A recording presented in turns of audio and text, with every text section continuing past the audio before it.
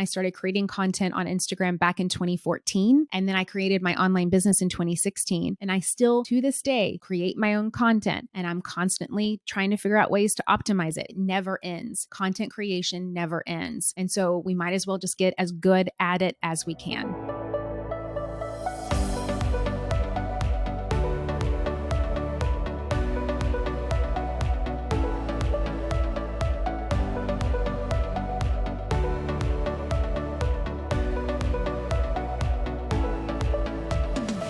Hello, friends, and welcome back to another episode of the Influencer Podcast. We are on episode 325 today, and I'm sharing with you the 7 content strategies to master for Instagram growth and monetizing success right now.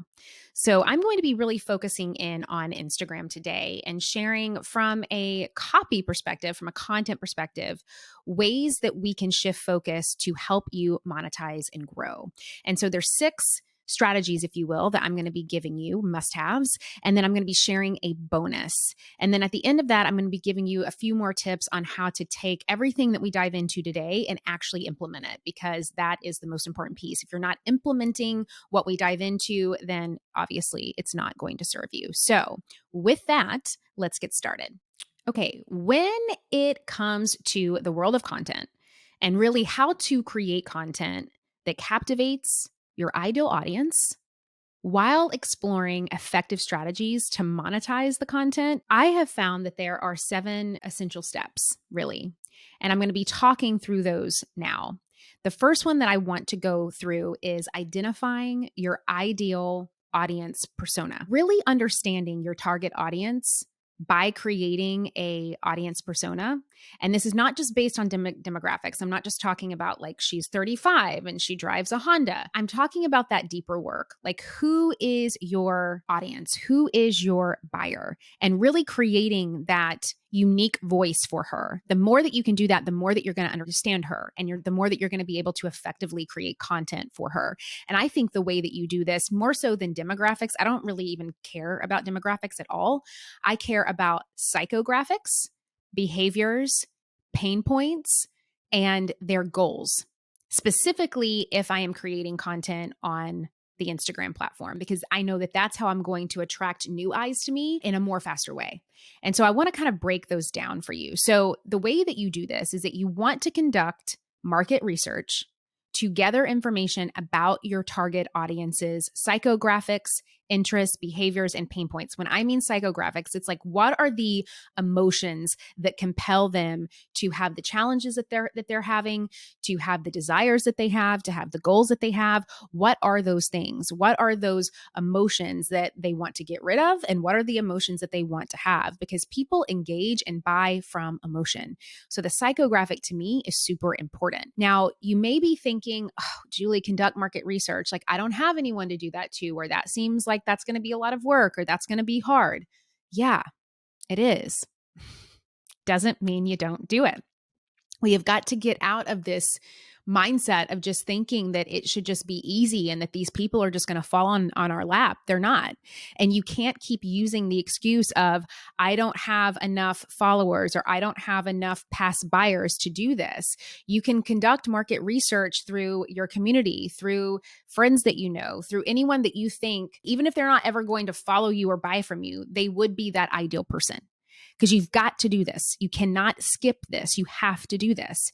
You have to create detailed buyer personas that represent the different segments of your audience. And you want to consider the things like their aspirations, their challenges, their habits, their pain points, their desires. When you're doing this, you have to have the answers to those things before we go to number 2, which is then you're going to map out their journey with the content that you're creating. So when you think about creating the content, you're going to take all of that information that you got from the market research to identify who they are, and then you're going to start mapping out their journey.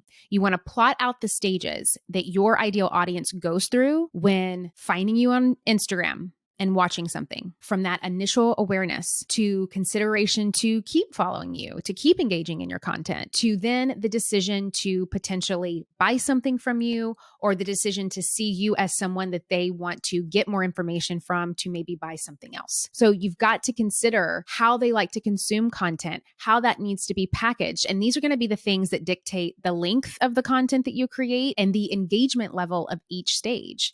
And so if you start really creating it from the lens of your buyer, it makes it more effective. You've got to determine those typical stages that your audience member, buyer goes through when engaging these things, when they first discover you, what they're doing when they engage in you to the actual conversion decision. You've got to also understand the key actions and emotions associated with each stage. What is their emotion when they're in that discovery phase? What are they going through? What are the actions that they're looking for? Because that's going to be very different than the emotions and the actions that they are going through when they're in the engagement phase or when they're in the conversion phase.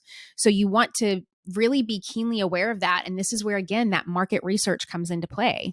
This will also help you consider the formatting and the duration of the content and really that planning piece for each stage. It makes planning a lot easier. Now, the third piece to this is research. You have to also identify the different touch points that your ideal audience interacts with on the Instagram platform, such as hashtags, captions, comments, stickers, audio, the music, what's going to be intriguing. You have to really start considering those Instagram touch points. You want to explore relevant hashtags that your ideal audience are most likely to follow or search for. And here's the thing that we feel like, I think a lot of times that, well, hashtags isn't really that people can find you or they don't really work. But I'll tell you one thing. I can't tell you how many people, because I have just searched a specific topic or theme on Instagram, and I have found people that I wouldn't have found otherwise because they use those hashtags. So I know that they work because I've been on the receiving end of that. You also want to study the captions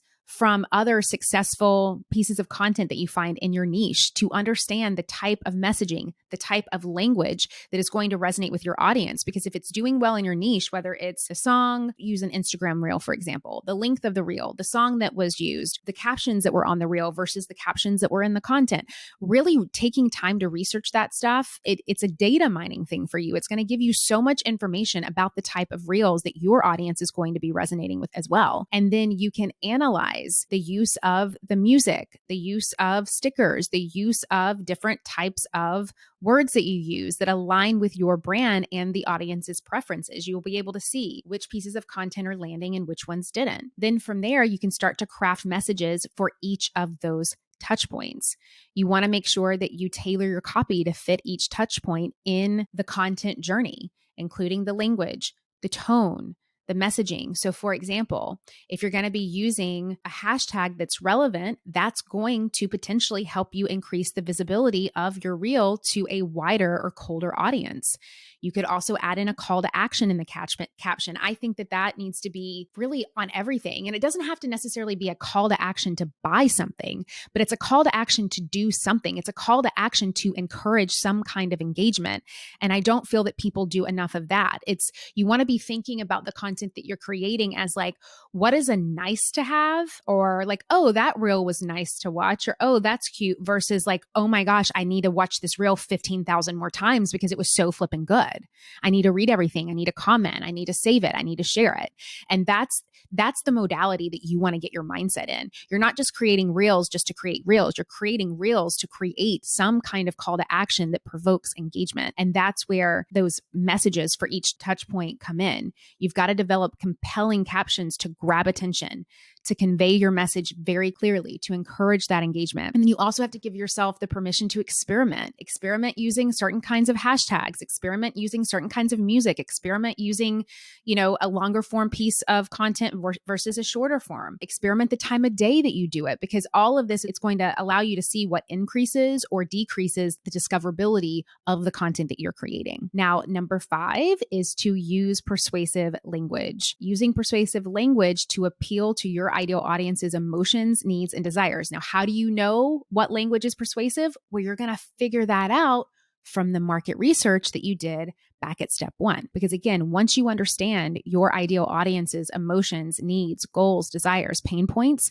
you can start using the language that connects with that. And then you can also use language to highlight the benefit and features of whatever it is that you're promoting, your product, your service, your content, your store that align with their goals and their pain points. And that is huge. That's why that market research is everything. And I think a lot of times people don't give themselves enough credit. I know that some of you are this way because I talk to you pretty frequently. I know that you'll come to me and you're just like, I don't know what my audience wants. I don't know what their challenges are. I don't know, what copy they're going to connect with. And I'm like, what are you talking about? You've owned a healthcare facility for 10 years in Colorado, and you've had patients come in every single day for 10 years telling you everything that you need to know. What do you mean?